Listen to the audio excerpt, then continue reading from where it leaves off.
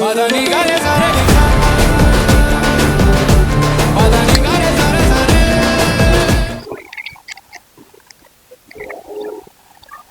சாப்பிட்டா நல்லா வந்திருக்குதுங்க.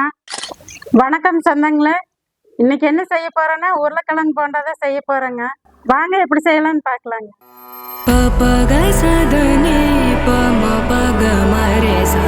உருளைக்கிழங்கு போண்டா செய்யறதுக்கு வானலை அடுப்புல வச்சுக்கலாங்க. உருளைக்கிழங்கு தாளிக்கிறதுக்கு எண்ணெய் ஊத்திக்கலாங்க. எண்ணெய் காஞ்சிருச்சுங்க, கடுகு போட்டுக்கலாங்க. கொஞ்சம் கடலைப்பருப்பு போட்டுக்கலாங்க. சோம்பு அரை டீஸ்பூன் போட்டுக்கலாங்க. பச்சை மிளகாய் 4 அரிஞ்சு வச்சிருக்கிறேங்க, போட்டுக்கலாங்க. பெரிய வெங்காயம் 4 பொடியை அரிஞ்சு வச்சிருக்கிறேன், அது போட்டுக்கலாங்க.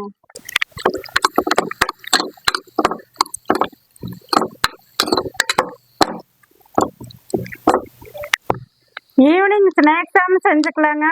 உரம்பரை யாராச்சும் வந்ததுனாலுமே விஸ்கன் 2 வெங்காயத்தை அரிஞ்சு உருளைக்கிழங்கு வேக போட்டு செஞ்சுக்கலாங்க. நல்லா டேஸ்டாக இருக்குங்க. வெங்காயத்துக்கு உருளைக்கிழங்கு தேவையான உப்பு போட்டுக்கலாங்க. உருளைக்கிழங்கு 1/2 கிலோ எடுத்துருக்குறேங்க, அதுக்கு தகுந்த மாதிரி போட்டுக்கலாங்க. கருவேப்பிலை போட்டுக்கலாங்க, ஒரு கொத்து அரிஞ்சு வச்சிருக்கிற போட்டுக்கலாங்க. தேவையான அளவு இஞ்சி பூண்டு பேஸ்ட் போட்டுக்கலாங்க.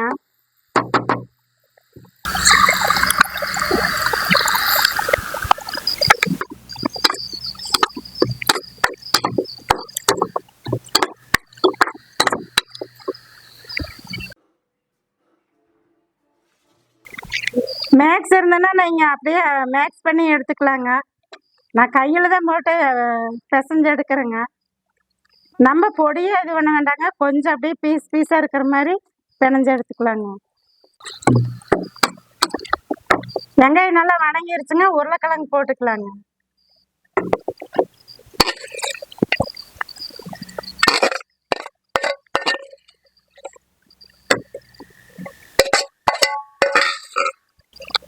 கொஞ்சம் சிக்கன் மசாலா போட்டுக்கலாங்க.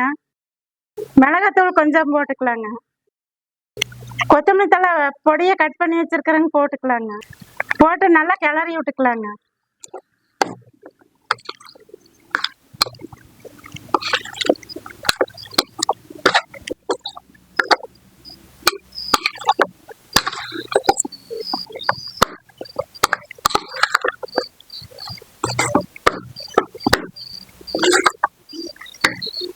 உருளைக்கிழங்கு நல்லா தாளிச்சாச்சுங்க. எடுத்து வச்சுட்டு மாவு கரைச்சி போண்டா போட்டுக்கலாங்க. போண்டா பொரிக்கிறதுக்கு எண்ணெய் ஊற்றிக்கலாங்க. அடுப்பத்தை வச்சு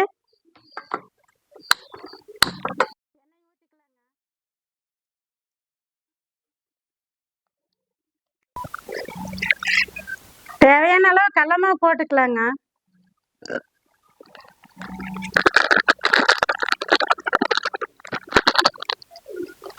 கொஞ்சம் அரிசி மாவு போட்டுக்கலாங்க. லைட்டா உப்பு போட்டுக்கலாங்க. சோடா உப்பு கொஞ்சங்க.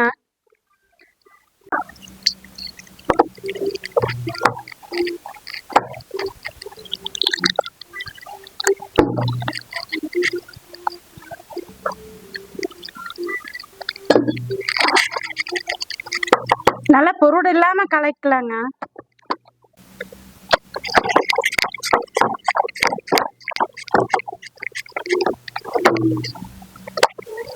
இன்னும் கொஞ்சம் தண்ணி ஊத்திக்கலாங்க.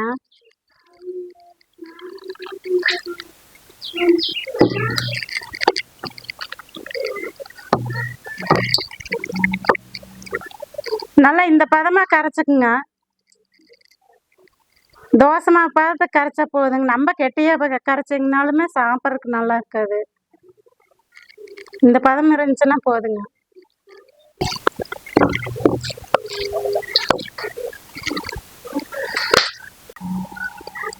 உருளைக்கிழங்கு வேக வச்சுட்டுங்க. 2 வெங்காயம் அரிஞ்சா மாவு கரைச்சா உருளைக்கிழங்கு போண்டா ரெடிங்க.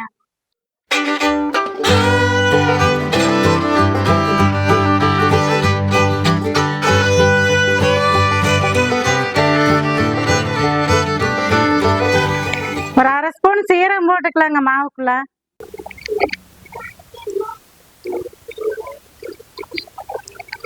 எண்ணெய் காஞ்சிருச்சுங்க, போண்டா போட்டுக்கலாங்க.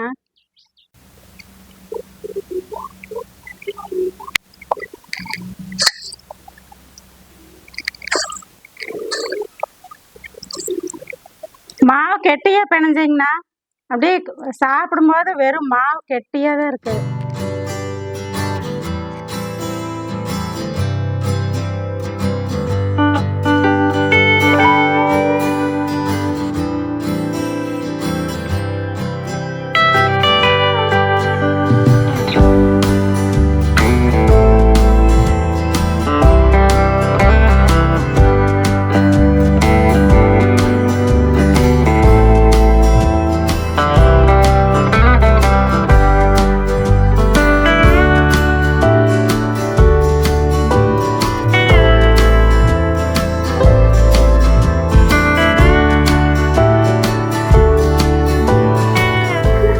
சொன்னாங்களா இந்த பதம் வந்ததே எடுத்துக்கலாங்க.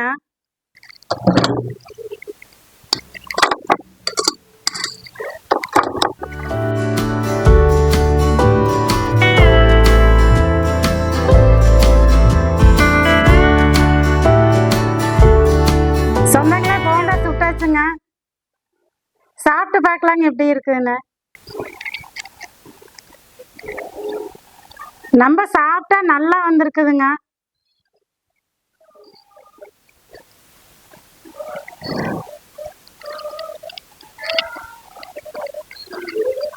நல்லா வந்திருக்குதுங்க.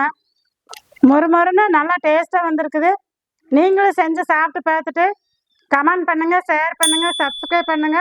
சொந்தங்களா அதுக்கு முன்னாடி சொந்தங்களோட இருக்க சொந்தங்களோட சேர இது உங்கள் சாவித்திரி கிச்சனுங்க.